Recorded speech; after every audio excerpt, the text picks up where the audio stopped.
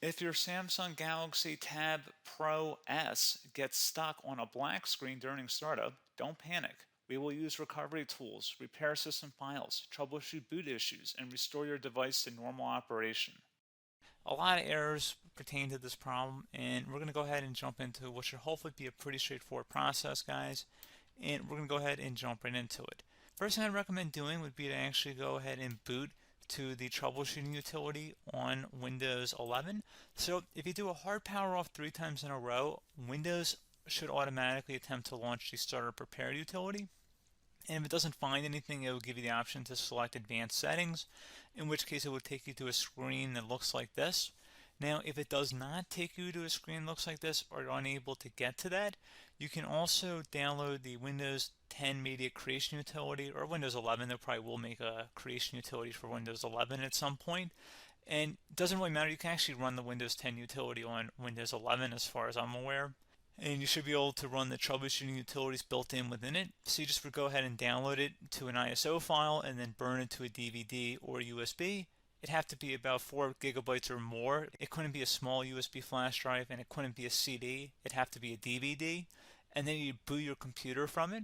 So depending on the computer manufacturer, you'd have to tap a different key on your keyboard in order to launch that menu, in order to select what boot drive you want to go off of. So it could be anything between the escape key, F2, F8, F12, for example. And those are the function keys on the top of your keyboard.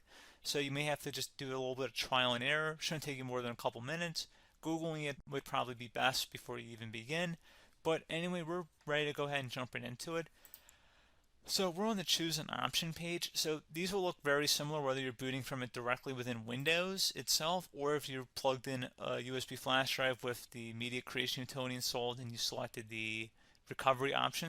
So when you are setting up your Windows 11 installation or Windows 10, depending on the drive you're using, there should be an option to repair your computer in the bottom left corner of the dialog window, one of the first screens that comes up.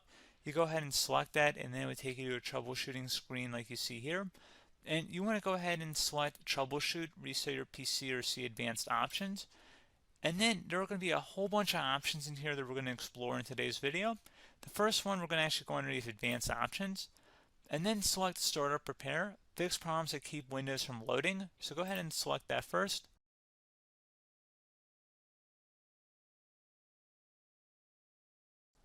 Okay, so you can see it could now repair our PC. That was our first option we could try. Something else, if we go back into advanced options here, and then select troubleshoot, we're going to go underneath advanced options again.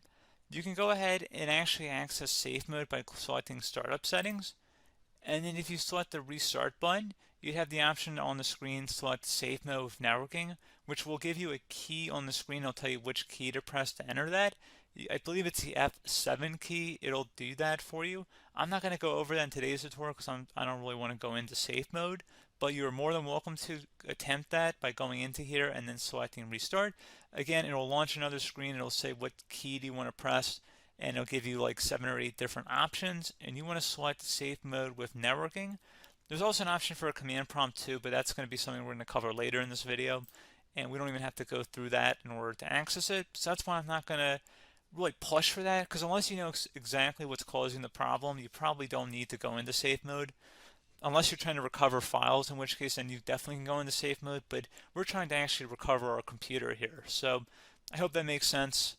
Something else we can also try here as well would be to uninstall updates, remove recently installed quality or feature updates from Windows. So if you go ahead and select that, you can uninstall the latest quality updates, which generally is the more day-to-day updates.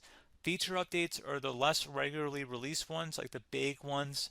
I would equate it to service packs in like Windows 7 and Windows Vista and Windows XP. So larger updates that occur once or twice a year at most.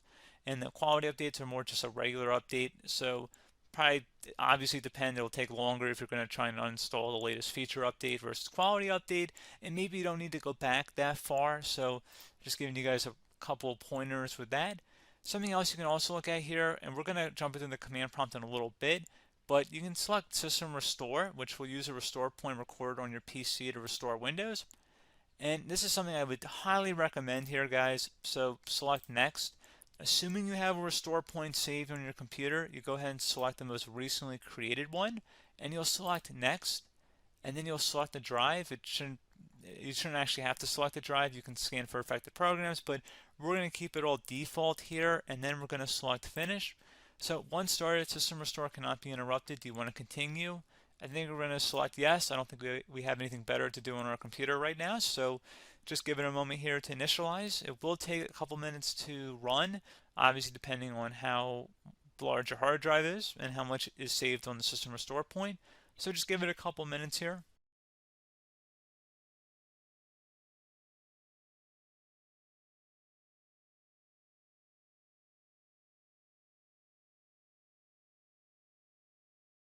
System has been restored successfully.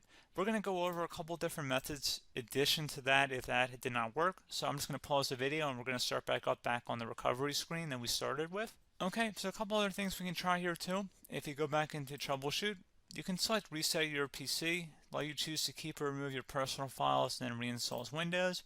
You can select to keep my files, which will remove apps and settings but keeps your personal files.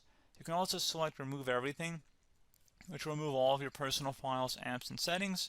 So this is more of a factory reset, the second option here. First option, it should not delete all of your personal files. However, it will pretty much clear most of your programs, and keep in mind, there's no guarantee that your information, number one, is even still available and easily recoverable on your computer to the point that you actually would be able to recover anything.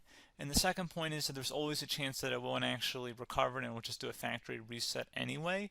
So there's no guarantee that actually would keep your files anyway. So I would recommend trying to get a recovery tool and backing that up first before selecting it anyway. But again, those are a couple of different options. And then something else you can try here, if you go back to the choose an option. Another option, if you go underneath choose an option and select troubleshoot, advanced options, and now select where it says command prompt. Okay, so the first thing we should do is type our main hard drive here. In most cases, it should be the C drive. So you just do a C colon and then hit enter on your keyboard. So once you're underneath the C drive, we're going to type in dir and then hit enter on your keyboard. It should have program files, users, and Windows all in there. That's how you know you're in the right directory.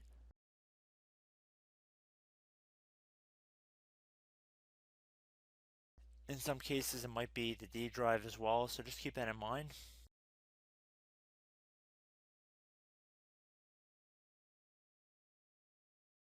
Next thing we're going to do is type in cd space / Windows / system 32 / config,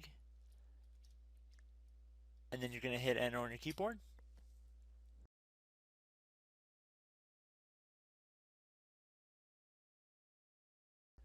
So now you're going to type md space backup. If you've seen other tutorials, it might also say to put down md backup. That's because the backup name is pretty common when you want to back something up. So you can name this whatever you want, doesn't have to be backup. So if you've already made a backup folder in the past, you could do backup 1, for example. So once you're done setting the name you want the backup to be called, hit enter on your keyboard again.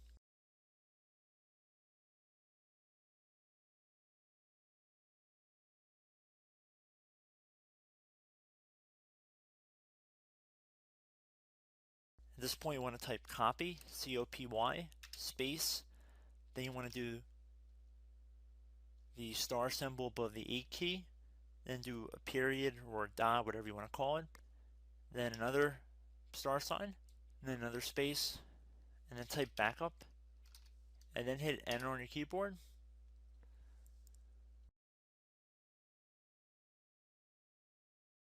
Now you want to type cd reg back, R-E-G-B-A-C-K,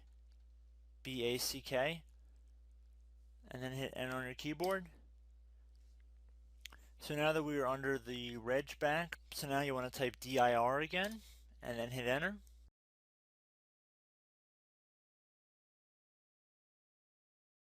So now at this point we're going to type copy again. So copy, space, star sign, dot, another star sign, space, and then 2 dots. So we're going to type copy, space, star sign, dot, sign, star sign, dot, dot, and then hit enter on your keyboard again. So for overwrite, you want to overwrite all. So type A on your keyboard, so capital A, and then hit enter on your keyboard.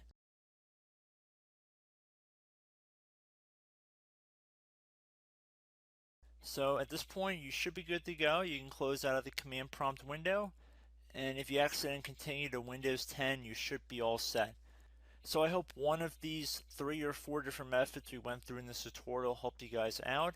Again, I'm not sure if you guys heard me earlier, but try to go back into your safe mode if possible and uninstall any programs you know might be conflicting with the Windows startup if you can get into safe mode. So just keep that in mind. Something very simple like that could be blocking up everything. So again, I hope this tutorial helped you guys out, and I will catch you in the next tutorial. Goodbye.